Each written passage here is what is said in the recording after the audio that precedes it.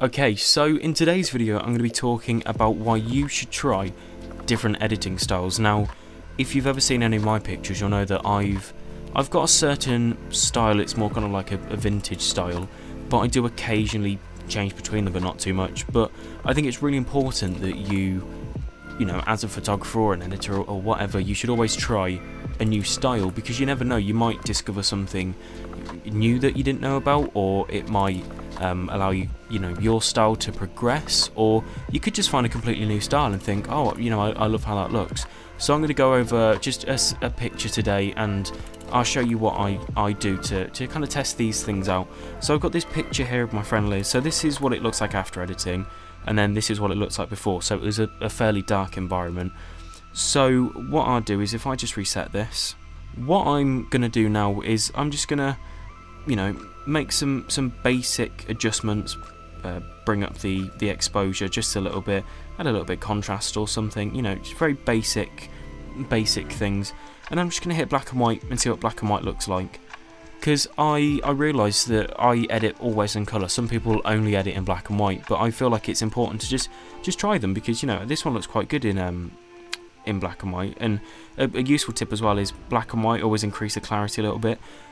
That's what I thought. So I thought, well, you know, let's put it all the way down. So this picture doesn't work very well, but I tried a new editing style the other day, so I'll put it on screen here so you can see. And I ended up clicking black and white, and I thought, okay, you know, that looks quite good, I quite like that. And then instead of increasing the clarity like I normally do, I decreased it, and it gave this kind of weird 90s horror kind of look. So you can always, you know, decrease it and create a certain kind of style. Dehaze is kind of one of my favourites as well, because again, you can create these spooky kind of looks that I'd never normally go for. So like, you know, this is completely different. I'd never go for this. And as well, if you change the temperature, it does actually change the way that black and white looks. You'll see that up here in the preview, because it's running a bit slow. You'll see that it does actually make some changes, so it's worth always just trying out some different things. You know, you've got a black and white here, so what you can do is you can decrease and increase things. So I'd, you know, decrease that. I'd leave that roughly where it is. Same with the yellows, probably boost it a little bit. Change some of these colours about. Green's not really doing anything. Aqua, not really doing anything. I don't imagine blue would. Purples, there's probably some purples in there. Yeah, a little bit. And magenta. You know, so there's loads of stuff that you can do. And what I always find fun as well is if you know, you don't really know what your style is, or you're working it out, or you just want to try something different, switch it back to colour and see what it looks like. So you can see in this case, absolutely awful, but sometimes you might go, oh, actually that's really good. You know, if I just adjust the temperature down slightly, maybe I'll get something quite cool. And you know, that's not terrible. It's strange looking, but it's always worth trying something new. Just play around with it and see if you can make something completely different, because you never know what you'll stumble across. And I think that's so important as a creative, is to always try something new. It's so important, because you get stuck in your own ways. You might develop your style, you might get really good at it, but you end up burning out very, very quickly. So you should always try something new, try something different, and seeing what it looks like. So if we go to all of these are fairly dark as well, that's why I shoot in RAW. Which one's a good one? Let's try this one. So this is one that I really like. I'm playing around with this again, not really my normal editing style, but I thought I'd, you know, try something new. So this will take a while to load. Okay, so with this one, it's completely different than my normal style. So we've got the, you know, the cool smoke in the background. You know, it was very dark, so I'll show you what the before looked like. So this is what the before looked like, you know, very, very dark. Could have used the light on the front, I chose not to. I just chose to kind of have it like this. I deliberately shot very underexposed because we're using a very bright light at the back, but I shot in RAW so that I could bring that back later on, so the highlights were properly exposed and the you know, the shadows weren't. So this is completely different editing style. I've added so much stuff, so, you know, using different adjustment layers and different shapes around it to get, you know, this kind of fantasy cool look, because I'd never do this before. And it's important not only to edit in different styles, but it's important to take photos in different styles. So I normally go for the whole, you know, urban landscape kind of, models standing there, same kind of vintage look. Whereas this is way different than I normally shoot, like way different.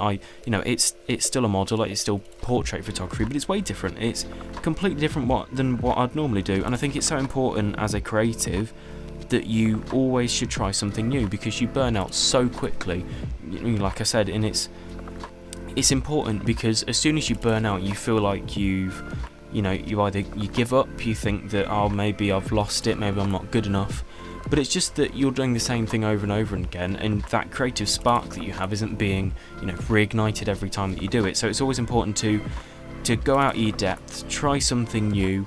If you're shooting somewhere, try it with completely different equipment than you normally use. Shoot it on your phone, use a continuous source light, or use only a flash, or something like that. Or if you're in the daytime, try shooting it somewhere you wouldn't normally do it, or you'd shoot in a different type of light, or change the settings on your camera. Like very, very simple things. You should always try something new. So it's very simple. One of the things you could do is, instead of taking pictures the normal way you do, literally flip the camera upside down and see what you can take a picture of that looks cool. Or instead of shooting straight in the middle, shoot up to the sky, or shoot down on the ground, or get close up to something if you shoot far away, or if you shoot far away, get some close up to something. It's always important to experiment and try these things, because you might either unlock something that you didn't know that you had in you, or something that you didn't know that you enjoy, or it just keeps your creative spark burning. Basically, it's something that your creative flame burning. It allows you to continue, it allows you to stay motivated to do things. And I think that's why it's so important that you should always try something completely different. Just go out of your depth, try something different. And like taking these pictures, I've realised now that, oh, actually I remember why I love taking pictures so much, is because it's fun, it's different, it's exciting. This was out in the freezing cold. It was difficult to be able to take these pictures, but it was so much fun. And looking back at these edits now, I'm so happy that they turned out even slightly good, because I was expecting them to be completely awful, and then, surprised they're actually not that bad. So that's why it's really important that you should always try something new. And that's my weekly advice for you, is always try something new, because it's so important as a creative that you don't burn yourself out and you don't feel like you're not good enough, or that you can't do it, because you can. You just got to go out your depth and try something brand new. So thanks for watching today's video. If you're new here, make sure you hit like and subscribe. And if you want to check out mine and Jordan's podcast, we're doing a podcast now on our channel. Conventional Escape is where you want to go. There'll be a link in the description if you want to go and see that. This week's topic, we're talking about mental health, so make sure you go check that out. Link will be in the description again. And if you've got any suggestions for videos that you want me to do, let me know. Just leave a comment below and I will take a look into that. And I really hope that if you're creative like me, that this will maybe motivate you enough to be able to go and do something and get back into your passion, or even experience a new passion that you didn't even know that you had. So yeah, that's where I'm going to end today's video. Thank you very much for watching, and I shall see you in the next one.